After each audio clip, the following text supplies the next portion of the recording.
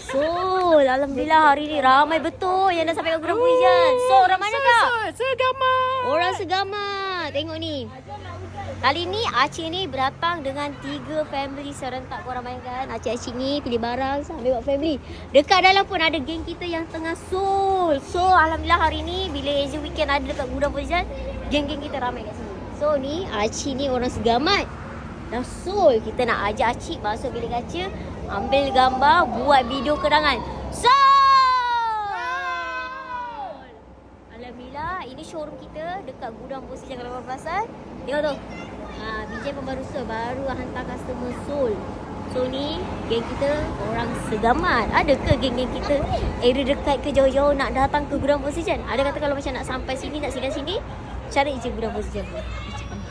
So, Jiran soul Bijay. Soul. Wow, tak raga nampak. Nak makan Belum. Dari mana? Segamat. Allah.